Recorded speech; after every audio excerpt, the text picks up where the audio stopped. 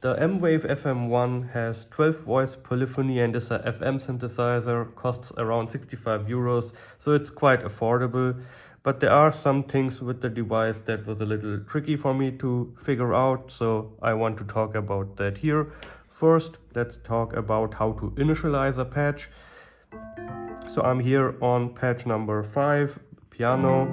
If I want to initialize it, I first need to press the edit button like this, so it lights up. Then we go to glow, so global menu. So when we press here, we get to the globe page. When I turn the select knob, I can switch between the different pages here, and here on the second page you see init voice. There are some other entries, so basically 1, 2, 3, 4, and these corresponds to the 4 knobs. You will see this a lot in this device. So now when I turn knob 1, that's when this will be executed. You see the name here, piano. When I turn this, it turns into voice 5, and we hear just a sine wave. So now it is initialized. So that's how you do it: edit, globe, second page, and then turn knob 1 to initialize a voice. Great. Next, let me tell you a bit about the envelopes, since these are a little different.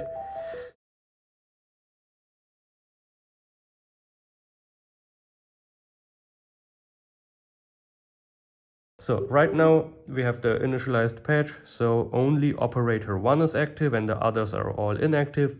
One thing to keep in mind, and this is an FM thing, there are carriers and modulators. So when you turn the algorithm knob, you see this little image here, and every number which is at the out, or which is touching the out section directly, is a carrier. So in this case 1 and 3, and the others are modulators. So I'm telling this because with the envelopes of the carriers are basically amp envelopes or volume envelopes, and the envelopes of the modulators are then correspondingly modulation envelopes. Anyway, let's get to the envelope menu. For this, again, we press the edit button, then press on the operator whose envelope we want to change, and then turn the select knob. And on pages 2 and 3, you have in total 8 parameters for the envelope. Each operator has an envelope, so you have 6 envelopes in total here for the 6 operators. So as you can see, the parameters, we have 4 rate controls and 4 level controls. I have brought or printed out a image which you will find on a DX7 on the front panel, which kind of shows what the different parameters does. So yeah, as we saw here, we have 4 level points. So level 4 is actually before you press a key and after the release is over. So technically, usually you want it to be 0, so that when you let go of a key, it goes back to 0. Then you have level 1, which is like the attack level, then 2 more levels, and especially level 3 is basically the sustain level. There are a couple of specialties actually here. First is that in a normal ADSR envelope, you always set the values as time. So an attack of 100 milliseconds or an attack of 1 second, for example. Here instead you have a rate, so you set the speed with which you achieve the attack. Let me just quickly show it here. So if we rate 1, this is basically the attack, but it is a rate, so it's inverted compared to a normal envelope. So if I put it around 40, you can hear how the volume slowly becomes louder. If I put it back to 99, it's just automatically at the highest volume, and like this slowly comes up. Let me put it a bit louder so you can hear it a bit better. So basically a normal attack control, but inverted, so to speak.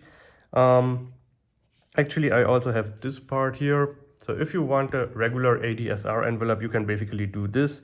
Let's add a little bit of release by just putting rate 4 to also around 30, 40-ish. So yeah, you can hear the attack coming in, and when I let go of the key, the note is ringing out. Now for the sustain level, that's level 3, L3. Yeah, so we can maybe do 50, and now for the decay, so this part, let's do also 50-ish so we can hear it properly. Going back here, rate 3.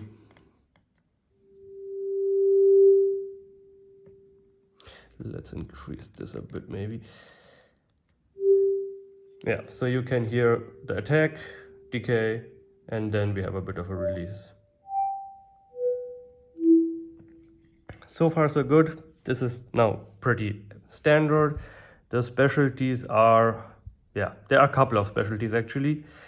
Let's start with the attack part and the level 1. So level 1 is where the attack stage stops happening. Normally it would be 100%, so yeah, max volume.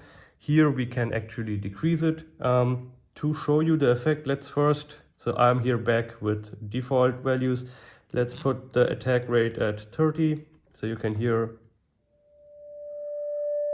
how the volume slowly increases. It takes quite a bit of time. What happens now if I decrease the level to 50? So of course, after the attack stage, so the level is at 50, since the other parameters are at 99, the other levels, it then jumps up to max volume. That much is expected. The interesting part is though how the attack part also got shorter, right? So compare this. I'm pressing it to if we have the level at 99. And the reason is kinda, again, that this is a rate instead of time. So what we are doing is basically we are putting L1 around here at 50. So this part actually becomes shorter because the slope is still the same. So imagine here we have the time going in this direction to the right at a fixed speed. The slope stays the same, so it increases. Once it reaches here around 50, it stops. Compared to if we had it at full value, then it would increase until it reaches this point. So if you want to set the attack time, you have to always consider the rate in addition to your target value. So it's always like the speed at which you are arriving from one level to the next.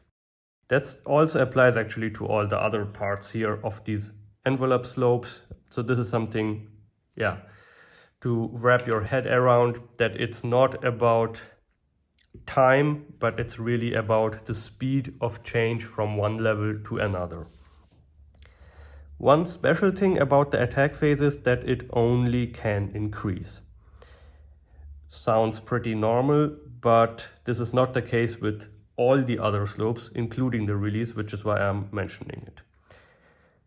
Now let's try something with these two decay phases. So as you can see, we have two decay phases. Usually in an ADSR envelope, we only have one decay phase.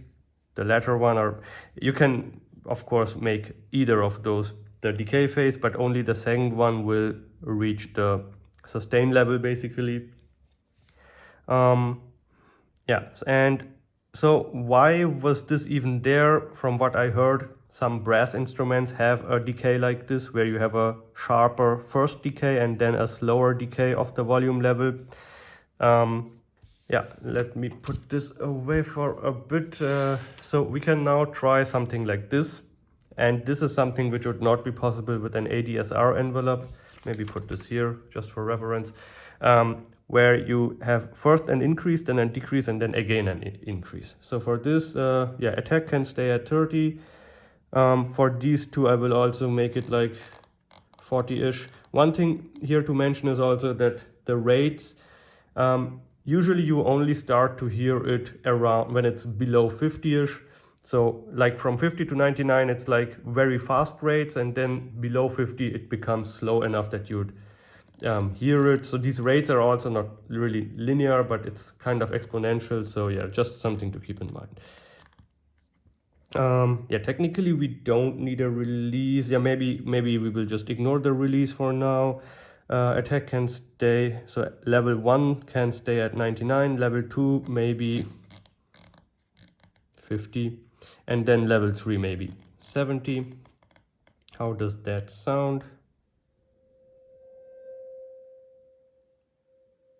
Okay, this is all a bit too slow. Maybe make it 45, 45, 45.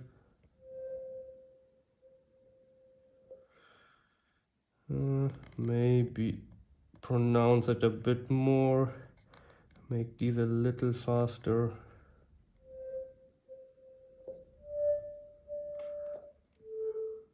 I think you can hear it, right? It's getting first loud, then again a little quieter, and then loud again. If we do it even faster, then it may have a bit more of a rhythm to it.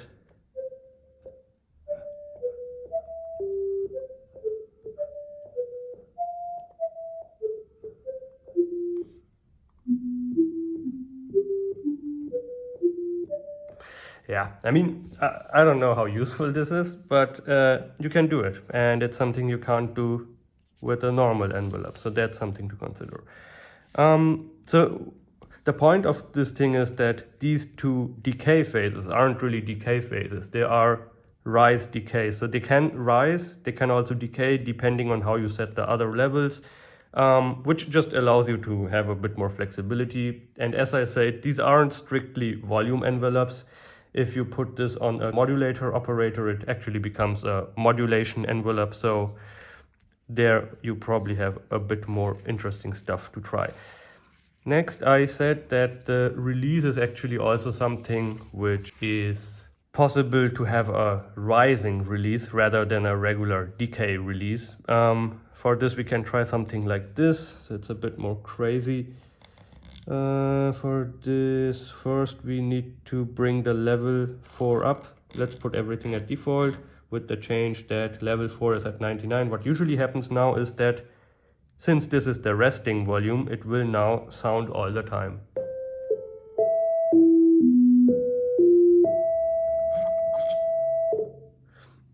I put it back so that we don't hear that sound all the time. Also, I've put the synthesizer on monophonic voice so that, because otherwise you'd have these 12 notes ringing all out and it would be really annoying.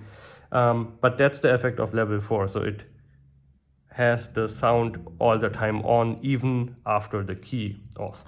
For this example, we will actually need to put it at 99. And then what we will do is put the sustain level at 0. And the rate, so release 40 and this sustain decay at 40. So what now happens is I press the key and the sound goes off. Once I pull it off, it goes back on. Maybe put the rates a bit. Let's make it like maybe 60 and 60.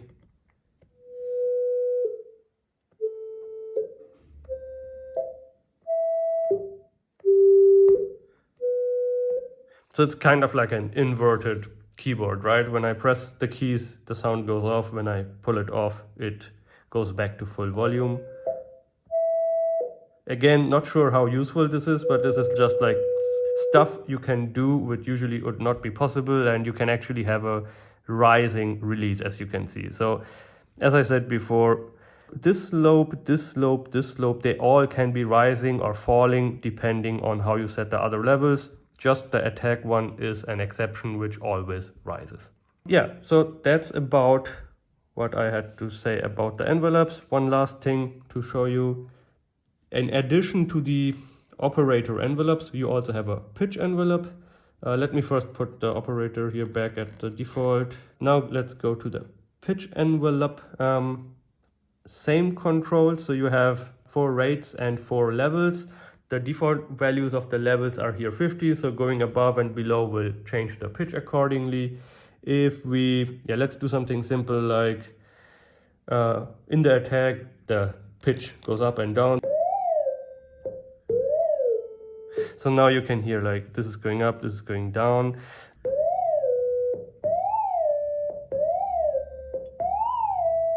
Yeah, and you can of course also have the opposite where you have it lower. And since we have a 2-stage decay rise, you can also then of course do like, so it goes down, then it goes up, and again down, stuff like that. So yeah, 2070 sounds reasonable enough. Now we also put this at, actually the rates for the pitch are a bit more sensitive, I will say, I feel. So like here a rate of 60 actually works pretty well.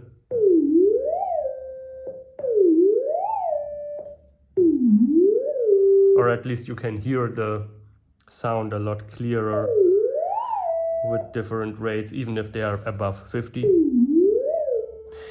So yeah, the pitch is going down, then up, and then down again.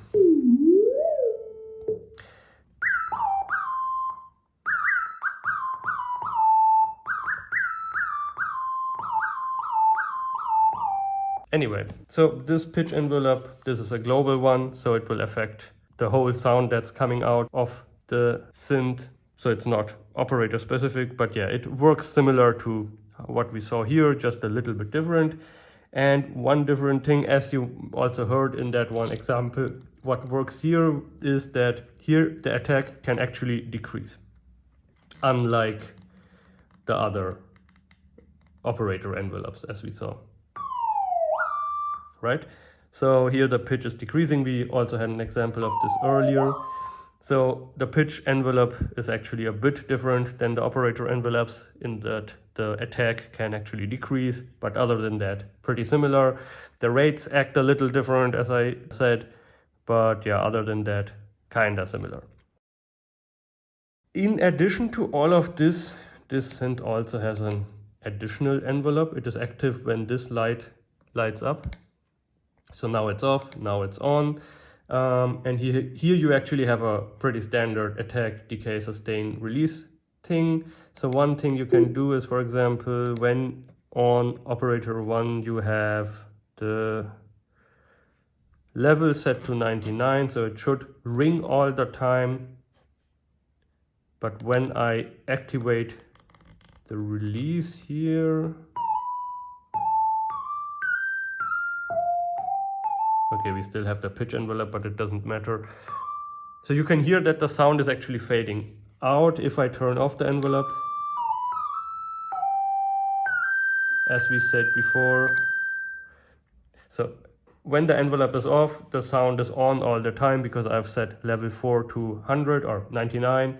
But with this additional envelope, which is also a global envelope, the sound actually gets cut off using the release of a regular attack ADSR envelope. Yeah, so a couple of ways how you can control the sound with the envelopes. I hope I could give you some overview. Yeah.